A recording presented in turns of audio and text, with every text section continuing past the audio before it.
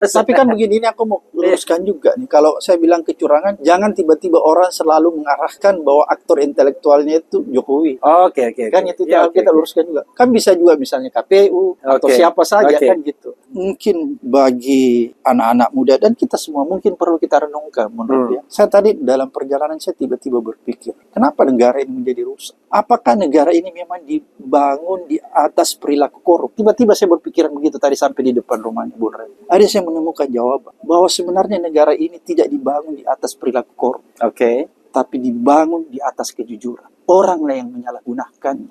Assalamualaikum warahmatullahi wabarakatuh. Sobat RH sekalian, jumpa lagi kita di channel yang keren ini. Keren cadas. Ya, saudara sekalian, saya ada tamu istimewa. Tamu yang kalau Napoleon berbahaya, kemudian lebih berbahaya lagi. Nah, ini lebih berbahaya lagi. Abraham Samad. Waalaikumsalam. Waalaikumsalam warahmatullahi Saya panggil wabarakatuh. Ustadz Refli Harun. Waduh, jauh dari Ustadz. Jadi kebetulan Daeng, saya panggil Daeng ya. Iya, oke, nggak apa-apa. Boleh nggak panggil Daeng ya? Oh, saya senang banget. Oke, ya. Jadi sobat sekalian, Daeng orang Bugis atau Makassar? Bugis Makassar, dua. Oh, dua. Jadi Daeng itu bisa Bugis, bisa Makassar? Iya, betul. Okay. Itu kakak, mas. Kakek, mas. Oke. Jadi beliau ini memang lebih senior dari saya. Karena itu kalau saya panggil Daeng, ya kan? Tapi bukan, saya ingat almarhum Marwan, mas. Gimana Daeng Marwang? Daeng Marwang. Kan? Jadi kalau kita bilang ikan kan bisa. Jadi kalau Daeng jadi Daeng, Marwan jadi Marwang. Kelebihan dan kekurangan. Kelebihan dan kekurangan. Atau Zainal Arifin tanpa G. Ya, saudara sekalian, beliau ini kita tahu ya, bukan mantan, tapi pimpinan atau ketua KPK periode tahun 2011-2015. 2011-2015. Waktu itu gonjang-ganjingnya luar biasa. 4 bulan tidak selesai. 4 bulan tidak selesai karena dimakzulkan dikriminalisasi oleh pusat-pusat kekuasaan yang juga barangkali berpengaruh pada pemilu ya. Daeng, kita tidak bicara masa lalu karena masa lalu sudah ada di RH Channel sebelumnya kan. Oke. Jadi tolong nanti nonton lagi RH Channel ya sebelumnya dengan Abraham Samad. Tapi kita bicara masa sekarang. Oke. Daeng, the first question ya. Daeng, waktu Pilpres kemarin, sebenarnya pendukung kosong berapa sih? Orang juga bertanya-tanya, ini nggak jelas ini katanya. Bahaya kalau orang nggak jelas ya. Harus jelas itu. Harus jelas, bahaya kalau nggak jelas. Gimana, Daeng? Nggak sama lah kita. Kita ini kan orang-orang yang ingin ada perubahan. Kamera Daeng di situ ya? Ya, kita ini pengen ada perubahan yang fundamental di negeri ini. Karena kalau perubahannya biasa-biasa itu bukan sebuah perubahan. Itu cuma reparasi, Ustaz. Jadi kalau dia kecil-kecil itu bukan perubahan, tapi reparasi. Jadi kalau sudah bilang tambal sulam. Kalau sudah bilang perubahan, kelihatan tahu nomornya ya? Iya, tahu dong. Walaupun sekarang dalam posisi untuk sementara, for the time being kalah. Sementara ya? Enggak, saya nggak pernah mau menggunakan terminologi kalah. Saya nggak sependapat ini dengan Ustaz. Nggak apa-apa. Justru kita pancing nggak sependapat. Saya paling tidak mau menggunakan terminologi kalah. Karena menurut saya ini ada sesuatu hal yang sebenarnya itu tidak bisa diterima akal sehat kita. Apa itu? Ya kecurangan yang masif, yang dipertontonkan dan dipraktekkan secara kasat mata. Saya menarik ya dari Daeng ini adalah sebelum pencoblosan tidak deklarasi kalau pendukung 01, ya kan? Tapi setelah pencoblosan dan posisi dalam keadaan yang kalah, tersudut. Saya nggak mau, Daeng, saya tidak mau menggunakan kata kalah, Daeng. Kalah itu nggak benar. Saya balas. Jadi posisi yang sudah ditubir jurang, Daeng kemudian datang dan ingin membela. Keren cadas, gimana? Ya kan biasa begini, orang itu kadang datang merapat ketika sudah menang, dan ingin itu biasa menerima kue. Nah, itu bukan pejuang namanya, itu pecundang. Jadi saya bukan tipe orang yang seperti begitu. Saya ingin membalikkan sesuatu. Ketika orang sudah ditinggal, maka saya akan datang. Jadi mental Daeng itu sama dengan saya. Saya baru saja Daeng rapat dengan tim hukum nasional merumuskan permohonan kita. Oke. Jadi diperkirakan ya kan, diperkirakan bahwa hasil pemilu tidak akan jauh dari sirekap itu kan. Si rekap yang menipu ya. Nah, gitu. Nah, karena itu kemudian sudah dipersiapkan sebuah permohonan Oke. dan mudah-mudahan dengan permohonan itu dunia terbelalak, terbuka matanya betapa pemilu ini curang securang-curangnya. Oke. Sudah di set ya awal. Jadi jelas ya Daeng ya posisi 01. Kan kita sama sebenarnya. Pada saat itu kan saya cuma minta sama ya. teman-teman di 01, saya nggak usahlah dimasukkan ya secara formal. Karena saya sudah bukan dalam posisi yang begitu lagi. Oke. Ingin diformalkan. Iya. Yang penting hati saya. Ya mungkin teman-teman yang lain masih butuh yang begitu sifatnya formal-formal. Supaya bisa dipilih. Kalau saya sudah bukan begitu. Oke. Saya ingin berbakti, membantu, mensupport secara ikhlas lah ya. Kira-kira seperti Ustadz Refli lah begitu kira-kira. Saya diformalkan. Saya tidak pernah minta diformalkan, tapi diformalkan ya sudah saya ikut aja. Jadi saya ini Daeng modelnya adalah namanya dimasukkan tidak dimasukkan juga. Jadi modelnya nggak ada masalah gitu. Nggak ada masalah, tidak pernah against ya. Nah Daeng ya, kalau kita bicara mengenai ke depan kan, Daeng kan orang hukum juga. Apa yang ingin Daeng katakan mengenai pemilu kita yang kata Daeng penuh dengan kecurangan ini? Eksplorasi sekuat-kuatnya. Bung Refli, menurut saya ya, kalau kecurangan ini tidak dibuka tabirnya, seterang-terangnya, dan tidak ada pertanggungjawaban terhadapnya kecurangan, maka ini akan jadi presiden buruk bagi negara kita ke depan. Maka pemimpin yang lahir dari kecurangan itu akan melakukan lagi hal-hal yang seperti terjadi sekarang ini. Karena dia melihat bahwa tidak ada pertanggungjawaban kalau kita melakukan kecurangan. Dan inilah menurut saya yang presiden buruk ya. Harusnya kalau di kepala saya, Bung Refli, kita harus sudah mulai membiasakan atau membuat tradisi ketatanegaraan. Tolong luruskan kalau salah. Membuat tradisi ketatanegaraan bahwa seorang penguasa, seorang pemimpin, dan seorang mantan pemimpin, mantan presiden barangkali, harus bisa dibawa ke depan hukum untuk mempertanggungjawabkan seluruh perilaku hukum yang menyimpang selama dia memimpin. Kita bisa berkaca, misalnya di Malaysia sudah mulai. Ada pemimpinnya di bawah ke depan Najib. Di negara-negara lain juga begitu, Bung Refli ya, seperti Korea dan lain sebagainya. Indonesia tidak pernah punya tradisi begitu. Bukan berarti saya ingin menghukum orang, bukan itu ya. Intinya, saya ingin mengatakan kepada semua orang bahwa yang seperti kita pelajari equality before the law itu berlaku di Indonesia. Jangan sampai kalau ini tidak terjadi, maka kasihan rakyat. Rakyat akan melihat bahwa ternyata enak juga ya kita jadi penguasa, enak juga kita menjadi orang yang besar. Kita tidak bisa disentuh oleh hukum.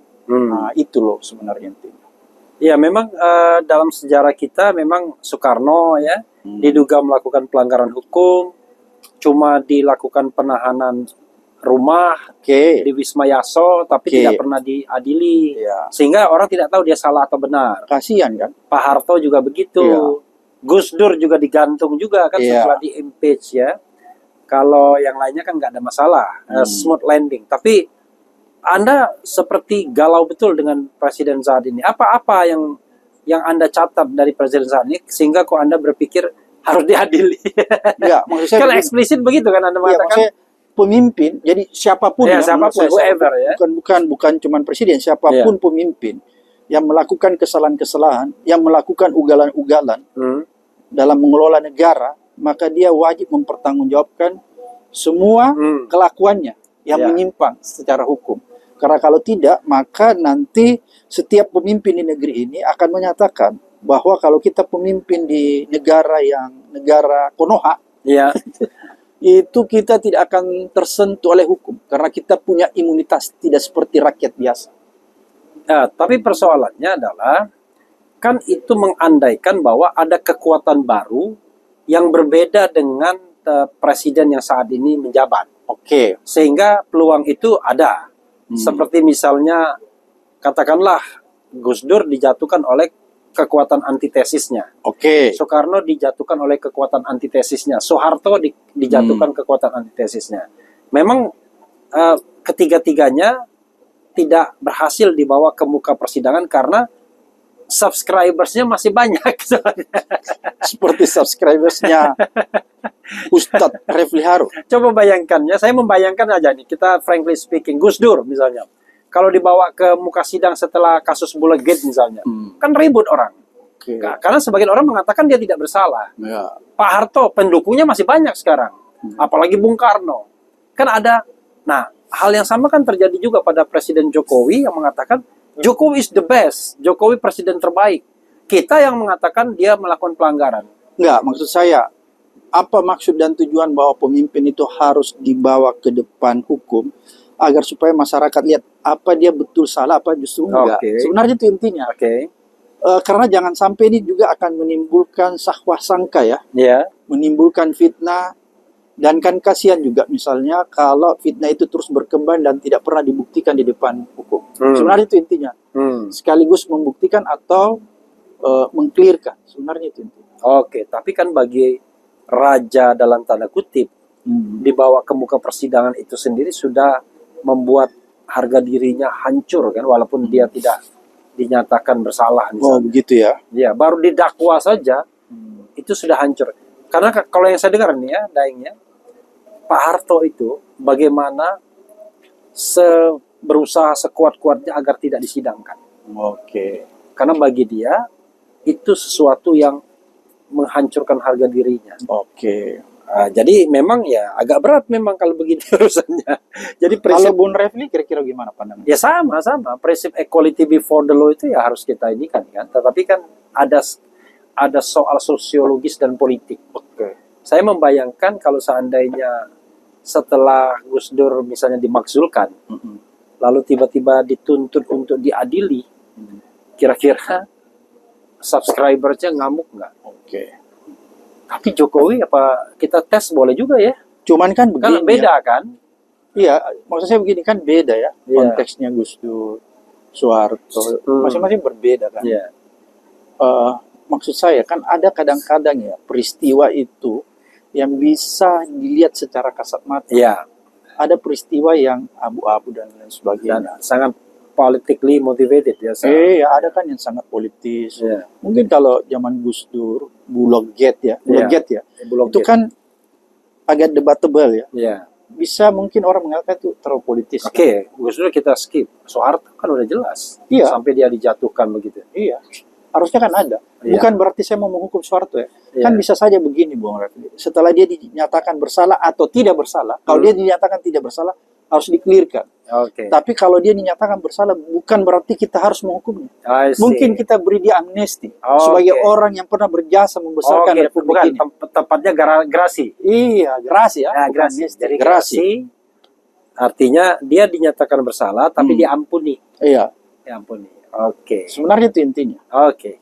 Nah, Jadi- mudah-mudahan nanti Jokowi digitukan juga mudah-mudahan. Memaafkan ya, tapi tidak Iya. melupakan. Ya, jadi Kira-kira forgive but not forget. ya, seperti itu ya, rekonsiliasi. Afrika Selatan. Ya, Afrika Selatan. KKR ya, Komisi Kebenaran dan Rekonsiliasi. Tapi ya itu kan next step. Tapi yang di depan mata ini Daeng ya, soal kecurangan pemilu sejauh mana kalau kita pakai parameter ya, 0 sangat tidak yakin, 100% sangat yakin. Daeng berada di posisi mana? Soal kecurangan Pilpres, saya katakan Pilpres saja daripada 100%. wah luar biasa. Tapi kan begini, ini aku mau luruskan juga nih. Kalau saya bilang kecurangan, jangan tiba-tiba orang selalu mengarahkan bahwa aktor intelektualnya itu Jokowi. Oke. Kan itu Ya, kita luruskan juga. Kan bisa juga misalnya KPU atau Oke. siapa saja Oke. kan gitu. Oke. Oleh karena itulah perlunya persidangan orang itu dibawa ke depan hukum agar Oke. supaya itu bisa membuka tabir. Oke. Siapa Oke. sih sebenarnya yang bersalah dalam kecurangan Pilpres? Oke. sebenarnya? Oke. Hak angket juga mungkin Oke. salah satunya cara. Ya? Oke. Jadi gini, Daeng ya.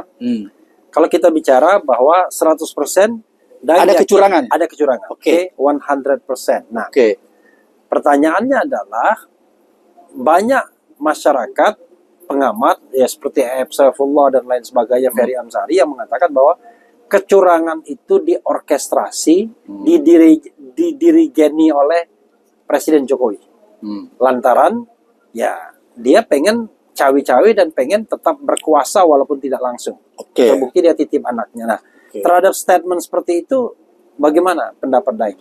Mungkin itu ada benarnya, karena mereka, misalnya kalau Ferry ya, Iya, Ferry itu kan melakukan istilahnya investigasi. oke. Investigasi yang mendalam sehingga dia bisa melakukan justifikasi. Oke. Kalau kita ini kan tidak melakukan investigasi secara mendalam. Oke. Ada investigasi yang kita Oke. lakukan, analisis, tapi bukan investigasi yang mendalam. Oke. Kalau Ferry melakukan investigasi yang mendalam, makanya dia berani buat juga dalam film Guilty Vote. Vote. Oke. Karena ada investigasi yang mendalam. Oleh karena itu kalau dia menjustifikasi begitu, itu kita harus hormati dan harus memberikan apresiasi. Oke. Karena nggak mungkin lah seorang Ferry, seorang scholar gitu ya. ya, nggak mungkin. Tapi kalau kita belum bisa menyatakan pertanggungjawaban itu misalnya presiden. Oke. Kalau yang saya bisa Yeah. nyatakan 100% ada kecurangan Kecurangan. kitanya. Aktor intelektual, saya sedang melakukan investigasi. Oke. Kalau dan kecurangan itu ya Daeng yakini TSM terstruktur, sistematis dan masif. Iya, sangat, Oke. sangat. Saya challenge lagi. Oke. Dalam pemilu yang hanya bisa melakukan itu adalah penguasa. Tidak mungkin seorang yang bukan penguasa bisa melakukan kecurangan yang TSM dalam konteks pilpres. Oke. Kalau dalam konteks pilkada bisa jadi cukong kampung ya kan? Oke. Cukong kampung, demikian duitnya banyak, menguasai aparat dan Oke. lain sebagainya, dia bayar semua TSM. Oke. Tapi pilkada, terutama pemilihan bupati wali kota atau pemilihan kepala desa kan? Oke. Tapi untuk pilpres Anda nggak mungkin TSM kalau bukan penguasa, karena Oke. TSM itu nasional berarti Oke. kalau kita levelnya nasional, you can imagine berarti Oke. the national leader kan. Oke.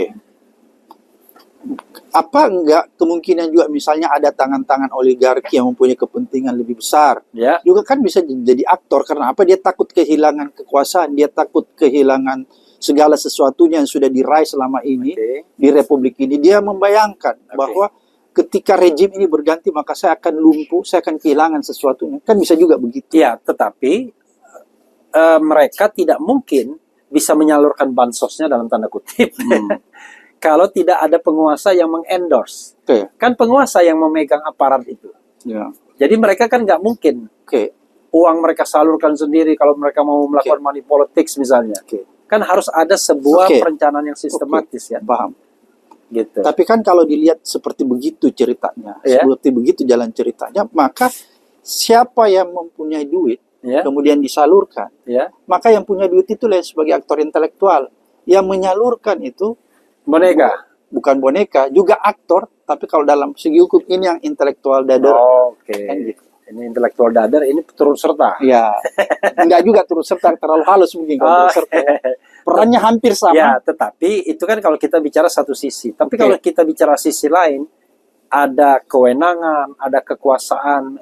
Misalnya kita gini, Daeng, ya, ada beberapa kasus yang mungkin bisa kita katakan sebagai kecurangan itu ya. Satu, misalnya menggerakkan state apparatus, Oke. menggerakkan aparatur negara baik sipil maupun militer. Oke.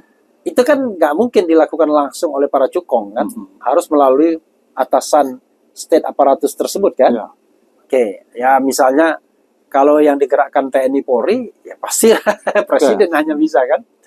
Oke, yang kedua, kalau misalnya TNI dan Polri-nya main sendiri, Panglima dan Kapolrinya bisa diganti kan, bisa dicopot. Yang kedua, penggunaan keuangan negara, state financial resources. Kan nggak mungkin cukong, orang yang dipakai APBN, APBN kata orang Bugis Makassar. Kalau yang ketiga, kalau misalnya state facilities, fasilitas negara misalnya. Nah, termasuk juga kebijakan-kebijakan yang dianggap menguntungkan paslon tertentu seperti rapel bansos. Oke. Nah, itu kan semua kalau money politics oke lah, mungkin uangnya dari yang kita sebut oligarki tadi barangkali. Tapi kalau kebijakan, kalau penggunaan fasilitas-fasilitas publik, itu kan pasti oleh penguasa kan. Gitu, Daeng. Ya, jadi menurut saya mungkin ada kolaborasi yang mendalam Oke. antara penguasa dengan pemilik modal. Karena saya pengen selalu menempatkan salah satu aktor itu oligarki. Oke. Karena saya nggak mau jangan sampai nanti kita terlalu fokus Oke. menyerang penguasa Oke. dan Lupa misalnya dengan oligarki. oligarkinya bebas berkeliaran begitu saja dan dia nanti akan mengulang lagi. Oke. Siapapun yang memerintah kemudian dia akan melakukan I itu see. lagi. Itu saya nggak mau terjadi itu. Oke. Jadi seperti lagu saya tuh, oligarki sudah bangkit lagi. Ah, karena kan saya lihat Bung Refli ya, bahwa setiap pilpres ini kan selalu ada keterlibatan yang jauh Hmm. melibatkan tangan-tangan oligarki. Hmm. Dan menurut saya ini kan paling berbahaya. Iya, iya, iya. Karena seperti tadi yang saya katakan, kalaupun kita nanti mengatakan aktor dari kecurangan ini sepenuhnya ada pada tangan penguasa, Hmm. mereka kan lepas. Iya, iya, iya. Itu yang ingin saya beritahu kepada masyarakat lewat channelnya Bung Refli Harun. Hmm. Kayaknya ini belum pernah ada orang sampaikan ini. Oke, Selalu orang fokus kepada penguasa. cuma itu bisa dilakukan kalau ada terpilih pemimpin yang amanah ya. Pemimpin yang mau merombak struktur kekuasaan politik dan ekonomi. Ya. Tapi kalau yang terpilih adalah ibaratnya mereka yang didukung dan disokong oligarki, kan berat juga. Saya ingat itu ada pada satu momen di mana salah satu paslon itu diundang oleh seorang pengusaha Ya. yang kebetulan kakak seorang menteri. Dia katakan walaupun kami sedikit di sini, tapi barangkali sepertiga Kita menguasai. ekonomi kita kuasai. Ya, itulah oligarki Iya, contohnya ya. Dan unfortunately untuk sementara yang unggul yang itu Iya. gitu ya. Oke. Daeng, kalau model kayak Daeng ini karakternya, wah ini udah pasti nih tidak akan mendapatkan kue kekuasaan kalau yang berkuasa. Kalau yang berkuasa itu katakanlah let's say kita frankly speaking misalnya ya. Oke. Kalau 01 yang berkuasa, barangkali orang kayak kita masih akan Kayak Refli lah. mendapatkan kue kekuasaan, ya kan? Paling tidak adalah bau-bau ditawarin dan lain sebagainya. Soal mau atau tidak, itu soal kita kan. Kalau 02, barangkali ditengok aja enggak, ya kan? Kalau 02. Kalau 03 tergantung, ya kan? Karena kita juga tidak endorse dia kan, secara langsung kan. Nah, tetapi Daeng ya, bagaimanapun orang membutuhkan yang namanya justifikasi, legitimasi. Oke. Let's say misalnya, tiba-tiba 02 tawarin Daeng Abraham Samad. Kita butuh Abraham Samad sebagai simbol bahwa nih, mantan atau ketua KPK 2011-2015 pun sudah bergabung ke sini. Gimana? Pasti itu kan sebuah keanehan ya. Ya, enggak juga. Karena Menurut kita saya. lihat apa yang aneh. Ada orang yang diculik misalnya, kan korban penculikan tiba-tiba bersatu dengan yang diduga menculiknya. Kan aman-aman aja tuh. Oke. Ya kan? Jadi bukan hal yang aneh ya. Ya, let's say lah, di situ ada Andi Arief misalnya, ada Nezar Patria, santai aja, nggak ada masalah. Ya mungkin posisi kita tidak seperti dia ya. Oke. Sikap, cara pandang kita agak berbeda. Tapi saya juga tidak ingin mempersalahkan dia ya. Oke. Tapi biarkanlah saya pada posisi seperti ini, seperti Iya. Bung Refli. Oke. Gitu, kira-kira Iya. begitu. Oke. Bahwa kan nggak mungkin tuh air sama minyak bersatu kan. Oke. Kira-kira seperti begitu. Ya, mana yang air, mana yang minyak. Itu pasti bisa diterjemahkan. Oke. Kalau begitu kita bicara tentang hal yang sifatnya vertikal ya. Oke. Sikap seperti ini yang soal air dan minyak ini, apakah karena didrive oleh keyakinan yang sifatnya vertikal? Bisa seperti itu.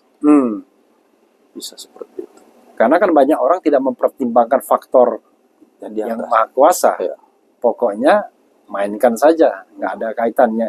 Ya biasanya dengan adagium politik yang paling gampang. Politik itu dinamis, tidak ada lawan dan kawan yang abadi dan lain sebagainya, sehingga semua penuh dengan justifikasi. Kalau saya agak beda mungkin. Beda, oke, Ya, silakan. kan begini. Saya harus terus terang bahwa Iya.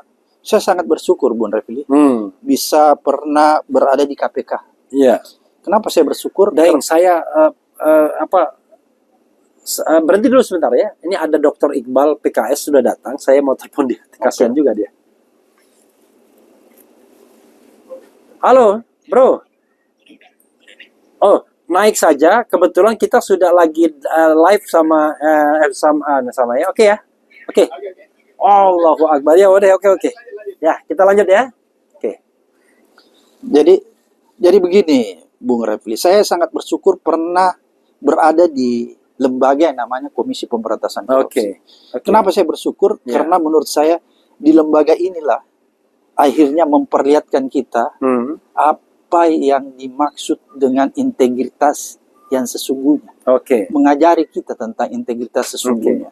Membuat integritas atau dalam bahasa agama kita, akhlak kita itu bisa menjadi sempurna.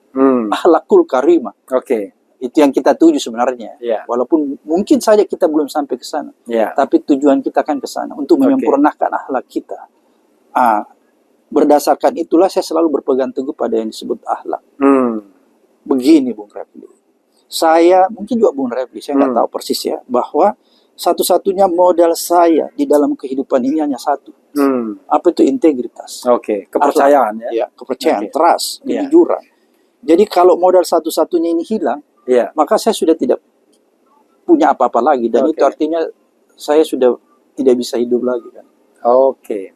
Tidak ada artinya hidup lagi menurut saya. Kira-kira seperti itu. Karena itu yang saya jadikan modal. Oke, tapi Daeng ya, dalam usia Daeng yang sekarang ini kira-kira golden age ya kan? Usia kan sekarang 50-an ya, hampir 60. Kelahiran 57. 57. Daeng kelahiran 66 ya. Jadi 57 tahun menjelang 58 tahun. Ya. Kalau TNI Polri pensiun itu. Oke. 58 itu. Ini usia yang kalau kita bicara tentang kesempatan itu ya kira-kira inilah golden age-nya kita. Saya 54. Padahal Masih panjang Bung Refli. oh masih panjang ya. Iya. Oh jadi karena kalau saya anggap kalau 60-an Masih ada pilpres berikutnya. kalau sudah 60-an itu kita udah jadi tua renta.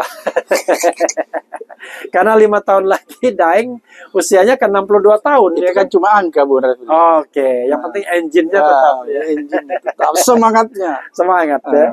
Oke ya, saya senang mendengarnya kan. Karena banyak sekali orang-orang muda ya baru selesai jadi ketua BEM ya kan. Baru selesai jadi pejabat publik. Tiba-tiba sudah melipir oportunis ya kan. Saya bilang, apa orang ini nggak berpikir bahwa masa depan itu masih panjang. Toh kalaupun tidak menjabat kan, kata Anies misalnya, menjadi oposisi itu kan sama terhormatnya kan. Iya, betul sekali. Gitu. Apa susahnya kan untuk menjadi orang yang berada di luar, menjadi Iya. oposisi? Kan nggak ada susahnya. Nggak ada susahnya. Makanya saya heran juga orang kalau dia harus jadi oportunis, Iya, iya. jadi pragmatis. Aneh juga menurut saya. Tapi ya, itu yang aneh atau kita yang aneh? Saya kira yang aneh kita ya. Gitu. Yang aneh kita. Jadi saudara sekalian, kita ini dua orang yang sudah mendeklar. Seandainya calon yang kita tidak dukung itu yang akhirnya dilantik, ya kita tetap akan berada di luar pemerintahan. Iya. Dan fortunately Anies sudah declare begitu juga. Gitu ya? Ya, saya tidak tahu Cak Imin. Jadi ya karena gini, beda ya. Saya berusaha memahami aja mungkin Daeng ya. Kalau Cak Imin kan orang yang menjadi nakoda. Oke. Ada kapal yang dia harus selamatkan. Itu justifikasinya. Justifikasinya. Iya. Karena kalau tidak, politik akan mudah sekali akan menumbangkan dia. Kalau dia tidak berkolaborasi dengan kekuasaan, sebentar lagi itu akan ada muktamar luar biasa. Berarti itu kan masih berpikir tentang kekuasaan juga kan? Iya. Seperti halnya Golkar, sebentar lagi ada kongres luar biasa nih. Ya kan? Yang katanya akan mendudukkan Jokowi sebagai ketua Dewan Pembina, dan jangan-jangan yang menjadi ketua umum Golkar Gibran.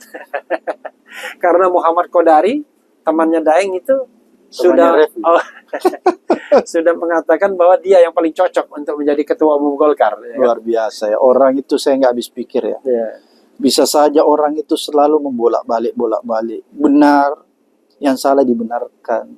Yang benar disingkirkan ya. Oke. Demi kehidupan pragmatisme ya. Aneh menurut saya gitu-gitu. Kata dia, oh enggak dong, yang naif tuh kita, Abraham Samad dan Refli Harun tuh naif.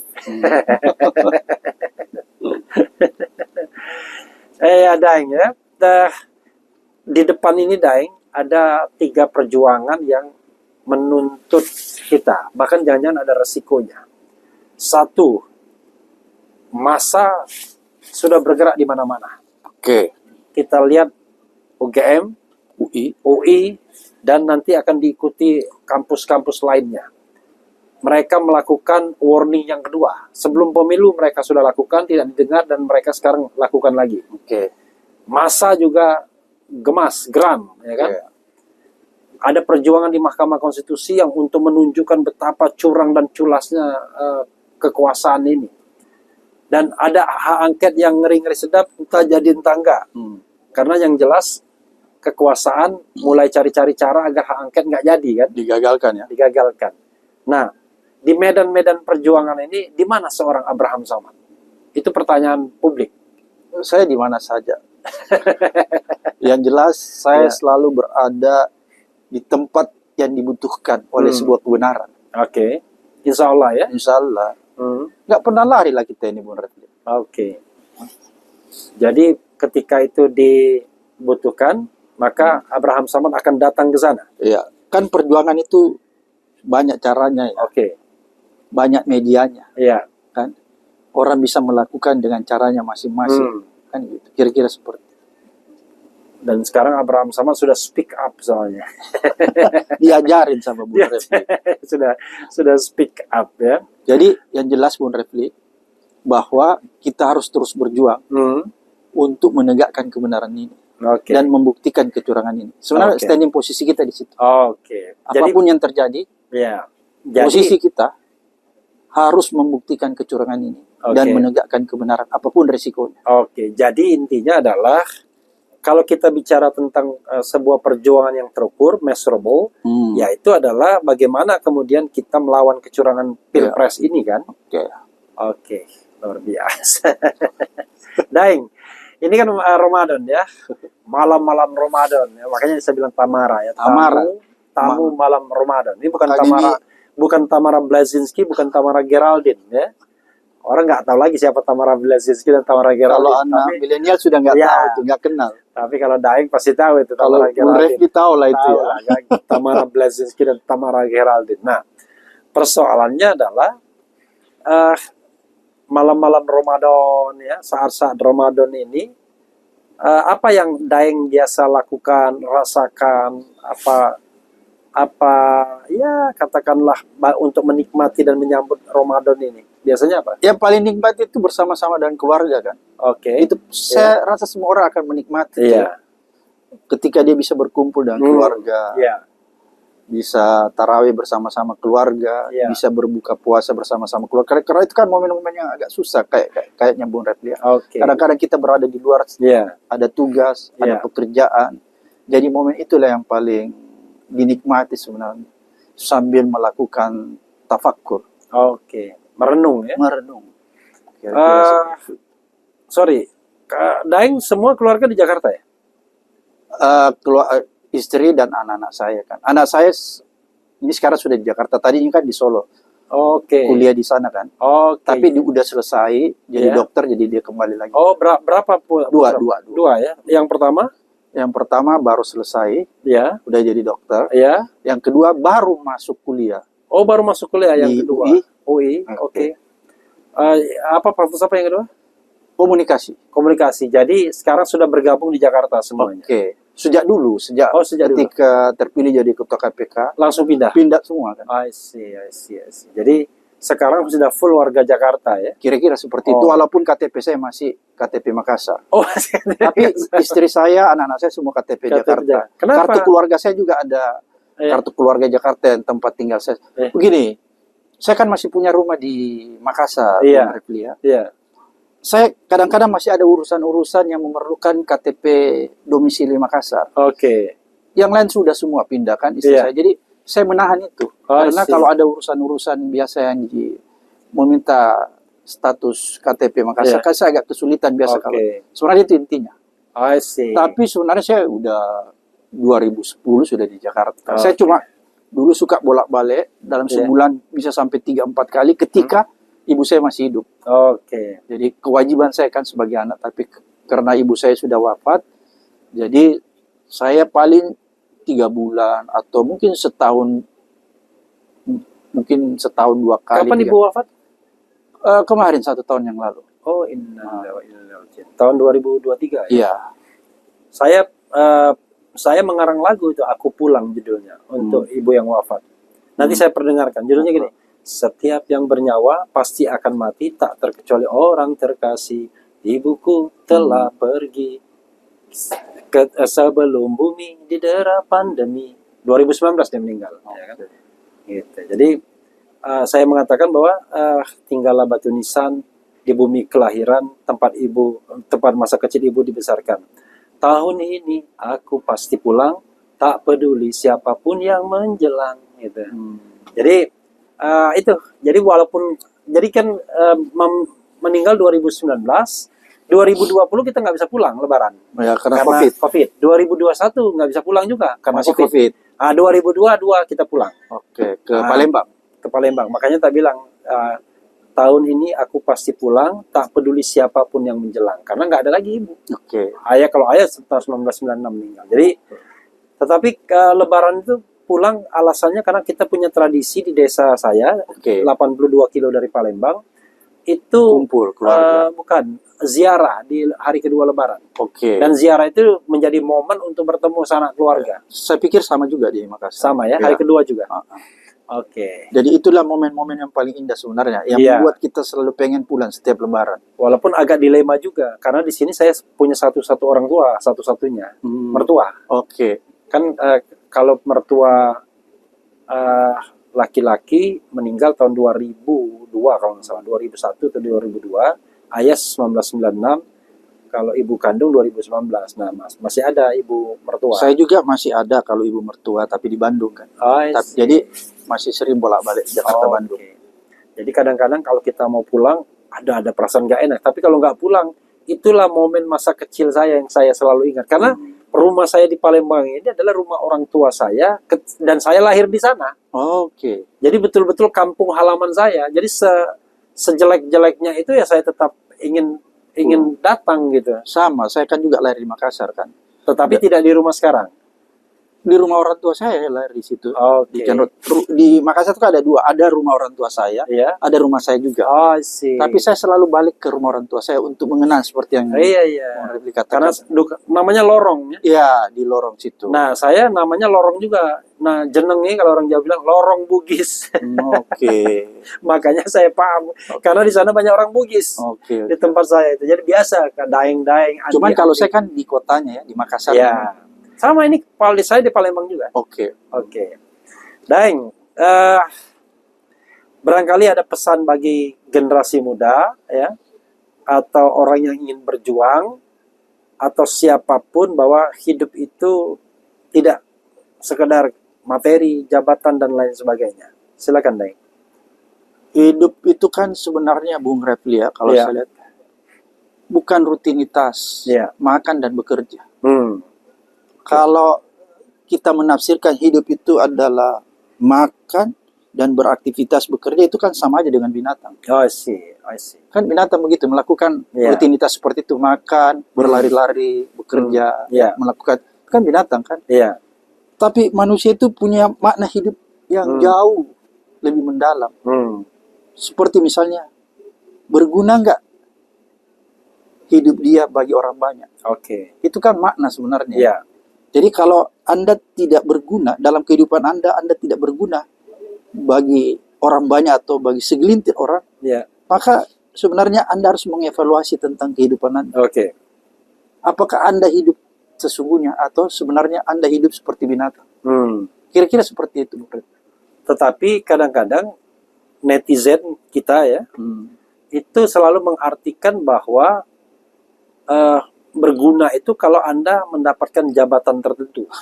Kan begitu selalu kan? Kamu apa? Kita dibilang gelandangan politik lah, apalah ya kan?